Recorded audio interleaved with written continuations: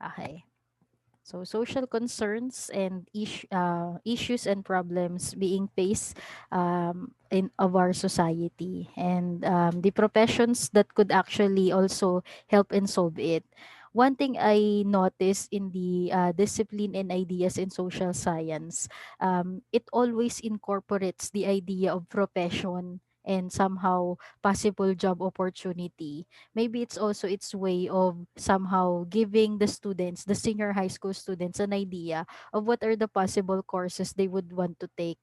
So take this lesson somehow as like a possible, imagine it like a brochure of the possible courses that you might actually take in your college, and what area of social concern you would like to contribute on. Because always remember, the moment you became part of the labor force, the moment you be part of the working class, there should be a sector that you're willing and able to somehow help.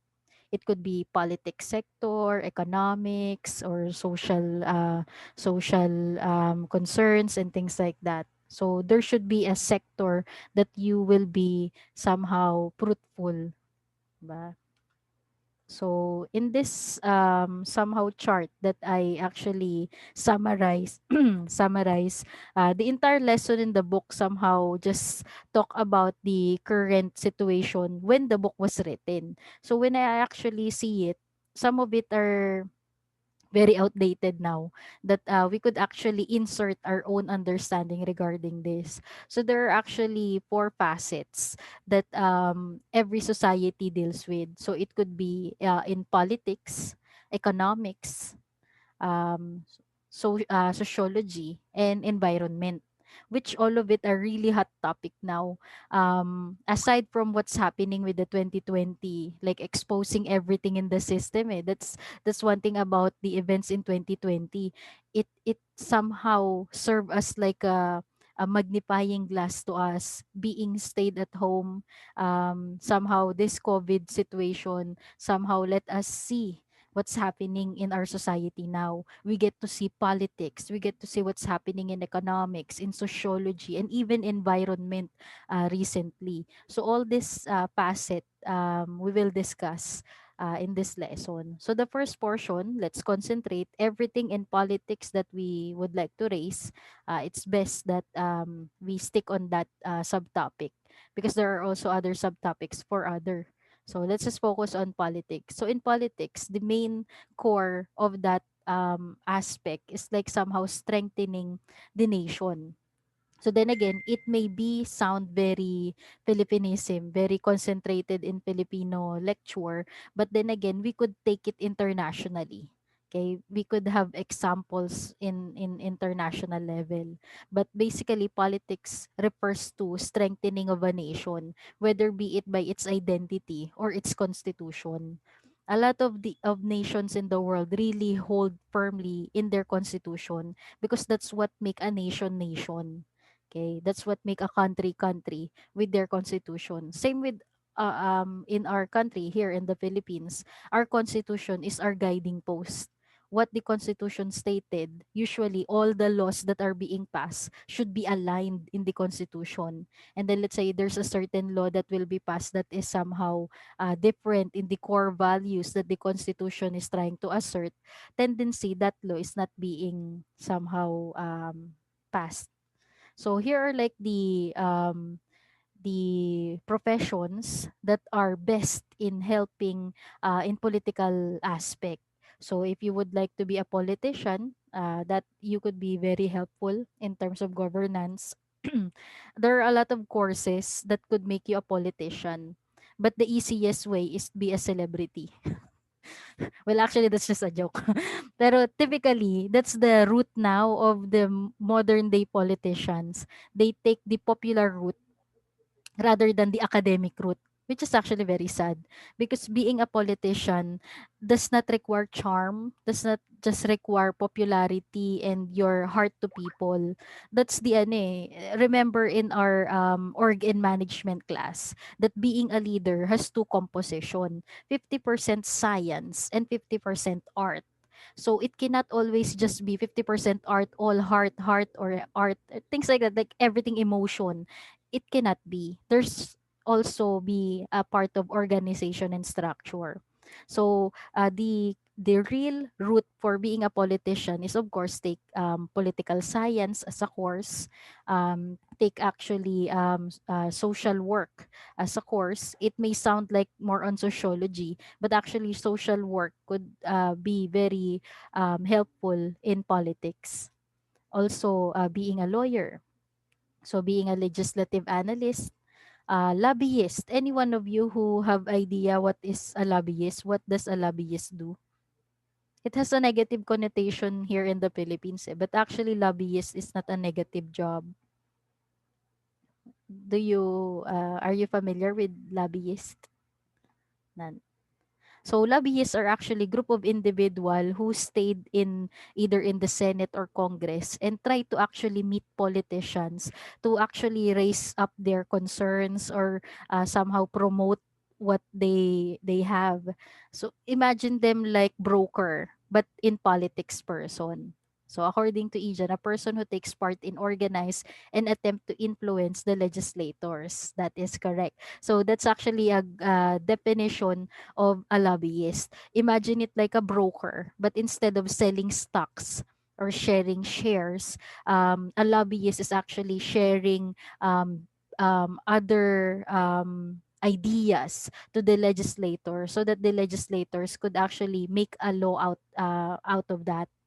Okay, that's however, as I mentioned a while ago, lobbyists have a negative connotation because tendency those lobbyists they work in the benefit of the rich, the elite ones. So that's why it has a negative connotation. But actually, if you're like a lobbyist who work for the benefit of the people, the things that you'll be suggesting to the legislators would be like free education up until college, or somehow healthcare, proper health system for the Philippines and things like that. So accountability, yan. So if you're a good lobbyist, but majority of the lobbyists, they will oh, would you like to make an infrastructure, build a bridge, build a road, and then have this manufacturing company do that. So tendency that's what they're doing these days, connecting business to legislation. Okay, you could also be a diplomat. So diplomat should be expert in international relation. Okay, people who knows the constitution and other policies of international countries so that they could work well. Okay. You could also be a journalist. The journalists are actually viewed as the watchdogs of politics. But let us actually take into that now. Kasi in all politics around the world, they have this common cry, common battle cry that media is the enemy, that media is equivalent to fake news. And that is the modern situation now, that most of the politicians view media as their enemy. Unlike if you're actually gonna go in the previous practices, media are viewed as watchdog, that they are the ones who somehow monitor malpractices and abuse. Kaso now, if you're actually gonna watch news and all the politicians, their common tone is that they do not trust the media because media, according to them, spreading false information. Now we are living in a world of misinformation. Okay, so imagine na supposed to be the watchdogs are now the enemy of the state.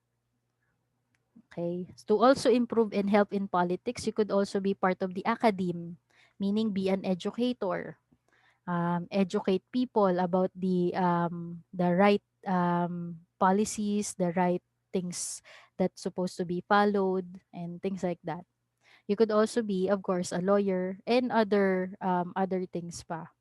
Now, to further talk about politics, let's have this question be answered. And maybe I'll be entertaining two students for this. The moment I'll use my spin the wheel. Yan. And then I'll call you. Then just give your opinion regarding this matter. one thing of the critical thinking questions I prepared, there are four, since we have four subtopics. The critical thinking question really are based on opinion. Okay, so don't be afraid that you will be viewed negatively. Just express your opinion. That would be enough for me. Okay, so the question for politics is the Philippine government, or yeah, the Philippine government has been constantly afflicted by problems of graft and corruption among the several high-ranking officials. In your opinion, how can these problems be minimized or eradicated? So basically, the question is like asking for your opinion on how these problems could be minimized, being as getting the idea that we, like, it cannot be fully erased, so it could be minimized, or if you have an idea for it to be eradicated, like totally zero, what is that? Okay, so give your opinion on how the problem of graft and corruption be minimized or eradicated. So I'll spin the wheel, and Miguel, it's actually Rivero. Yan, Rivero. So Iha, would you like to yan, would you like to share your thoughts? Is she here? Hello po. Ayan. Am I am I clear? Hello. Yes, yes, Iha. I can hear you. Ayun. Mm. My common thoughts for this about the Philippines. Sure. Actually po, I believe that the corruption has been a big problem in the Philippines. And I don't think that um I mean I don't think that Philippine government can really solve this if the president itself will solve this problem, because the president has the ability to minimize and eradicate these things. And I believe that the leader should be the one and really act like leadership talaga. And if they will make it really obvious naman po that corruption is really rampant po in the Philippines, and maybe po in niya to minimize these things.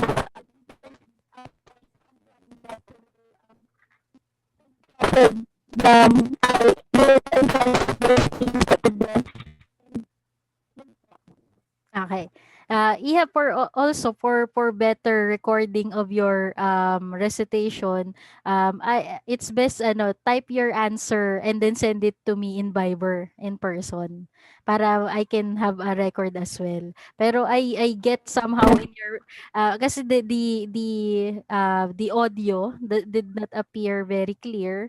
So I'm fine with it naman kasi I could see naman your facial expression. I understand it by by your facial expression and by reading your lips. But of course, it's best na I get every word. So I suggest even while we're discussing, you could type on our Viber, tas PM me of your answer. Pero you're recorded na your recitation. So, pero basically what I get in her is like the rampant corruption, and I'm gonna hear more about her answer with that. Now the second person is Leisa. Can you give Iha your comment regarding this? In your opinion, how can these Um, problems be minimized or eradicated? Actually, sure, before I was like really very, very much hopeful about the Philippine government that one day there will be a change. But as time passes by, especially this time, like my thoughts have changed. Actually, teacher, I have a talk with some of my grade 10 classmates, and somehow, like, we were somehow comparing each administrations, and at the end of the day, we just realized that almost all, like 90% of the Philippine presidents are did something bad or had corrupted something, graft and corruption, whether it's very obvious or not. And we just realized at the end of the day, we reached the conclusion that the Philippine government, like, are like mostly corrupt, and with the election, what you can only do is choose the one that less corrupt and care more about the people. And that somehow it's stuck to me that the especially because it's really hard to eradicate graft and corruption is really hard to eradicate simply because even the people like stay blind about it. They rather choose what they believe in, stick what they believe in, than what's really the reality. That's why I really believe that it's really hard to conquer and to really have a government which love the people more than they love the money that they're getting. That's Yes, all. yes. Would you like to add more? Yeah, that's it. Okay. So yeah, I like the portion wherein it's really opinion and the manner of Awi giving that somehow talk to us. It is really frustrating. Diba? And I look at our government and our way of solving graft and corruption. It's like very like we're like a child. Like the government's like the Philippine government's still child compared to other nations approach in graft and corruption. We are like very soft in this matter. Maybe because majority of our lawmakers are somehow guilty as well of the crime. That's why it's really hard to push forward a good law that would make them really somehow what do you call it, like absorb what they really did and pay something out of that. Kaso yun nga, the thing is there's actually a law, a bill rather passed by Miriam Defensor Santiago regarding the solution for graft and corruption, and she actually see that actually eliminating political dynasty would be the first step. And then she also passed another bill has something to do with accountability for people who committed graft and corruption, because in our law it's just stated not allowed to do graft and corruption, but the thing is what will happen if you do it. Diba? There's no enough grounds or laws to actually punish and hold people accountable. So that's what supposed to be the remaining laws that we should be having. But then again, first step pa lang, political dynasty. It's really a hard thing for us to somehow eradicate. Yan. So, pero if anyone, since we still have like 9 minutes na lang and I want to stick with this topic, anyone in here who would like to give their thoughts, not from the spin the wheel na, just your Ato, Kisha. Yan, Kisha, sige, can you give your thoughts? How can these problems be minimized?